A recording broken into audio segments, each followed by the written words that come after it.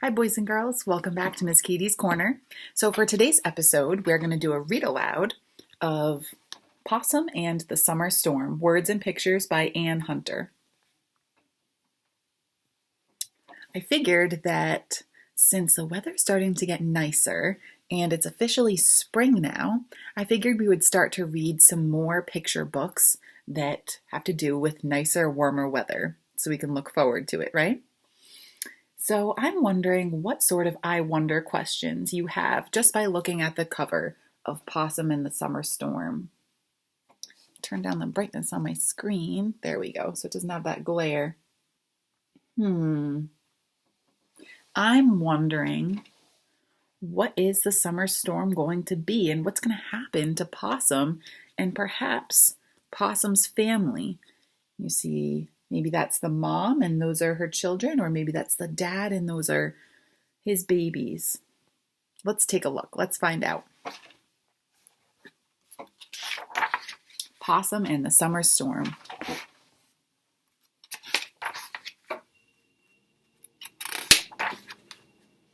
Possum looked out one summer afternoon. "Time to come in," he called to his baby possums. "It looks like we're in for some weather." How does he know that they are in for some weather? Yeah, look at those dark clouds. There are many times during our summers where we might be playing outside and then we look up at the sky and all of a sudden there are these really dark, big clouds. That usually means we need to go inside because it might start to rain. Thunder crashed, wind howled. The possum family watched as the creek rose. Oh, so it looks like all the animals are trying to prepare for this storm, although the squirrel over here is riding through the creek as the water rose.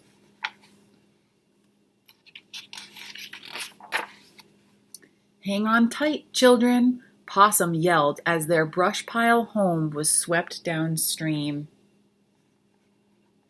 So it looks as though their home that they were living in,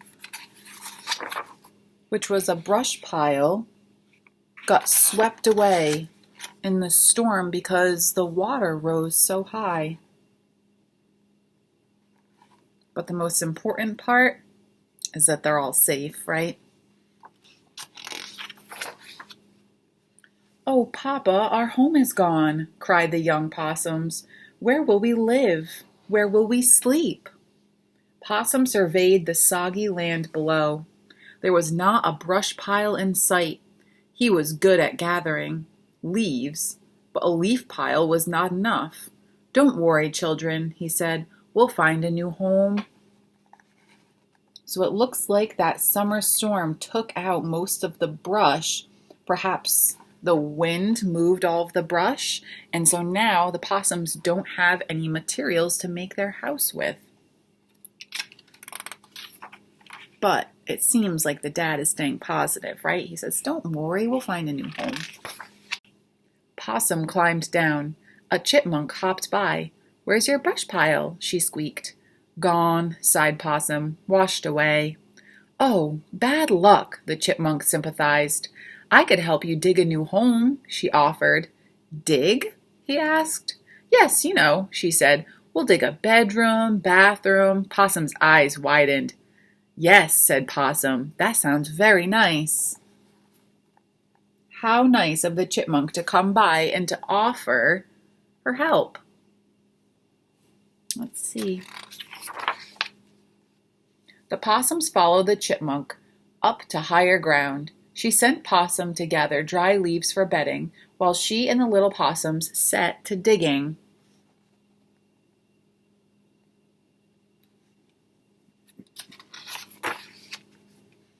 "Look at our new home, Papa," cried the little possums when Possum returned. Possum looked at the door hole in dismay. "I'm sure it's lovely in there," he said sadly, "but I will never fit, I'm afraid." "Oh dear," said the chipmunk, "I can see that now. Well, perhaps you could use it as a basement." So it looks like the chipmunk dug this nice little home for the possums, but Papa Possum is a lot bigger than baby possums and the chipmunk, so he couldn't fit. Possum and his children walked down to the marsh in search of a home. They found a nice one, occupied, unfortunately. "Hello, Muskrat," he called. "How did you come by such a nice house?" "It's a lodge," called the muskrat, "and I built it myself. Cattails and mud. Want me to show you?" So the possums say, "Wow, what a nice home that is. We would be really lucky if we got to live there." But it looks like there's already a muskrat there. And he said, "Well, I made it out of mud and cattails." And cattails are these long stems that have these little brown, they look like tails. That's why they're called cattails. So they're a type of plant. Muskrat followed them up the rise and showed the possums how to build a dome of reeds and mud over the burrow that the chipmunk had helped them dig. That looks like a nice home. Do you think the possum can fit inside of this home? Absolutely. A wasp flew by. "What's happening here?" she buzzed. "Possum's brush pile washed away," answered the muskrat. "He needs help building a new home." "I can make a comb of chewed wood and saliva. It might make nice windows," said the wasp, and she set to work. How nice. Everybody in their community where they live coming together to try to help Possum and his family build a new home. As they stood admiring the wasp's delicate handiwork, an oriole flew in, which is a bird. "I heard there was some building going on and thought you might need my help," he sang. "Everyone knows a nest is best. Why sleep on the damp ground when you could swing in a nest? Let me show you." Oh, wow, look at how their home came out. How beautiful. But the bird is saying, up high is best because you're protected from the water down below. The oriole wove hammock-like nests of grasses and vines in the tree above the house.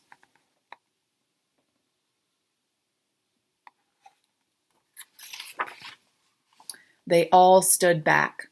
"Oh, Papa, it's the most beautiful home in the world," exclaimed the little possums. "How can we ever thank you?" Possum asked the animals. "We could never have done it without you." Thunder rumbled. Oh no. I'm worried that their house won't be able to withstand or stand up to the power of the storm, right? It's usually pretty windy when thunderstorms come in. We'll have to see. A beautiful house that they made. "Come in," cried Possum. The wind blew, the rain poured, and the animals watched, snug and dry from Possum's new home. Oh, wonderful.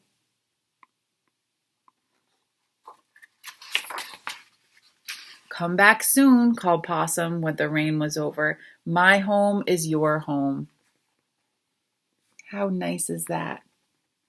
So it turns out that with the help of all of their friends and their neighbors, they were able to make this beautiful home that was strong enough to be able to stand up to a thunderstorm that might come rolling through.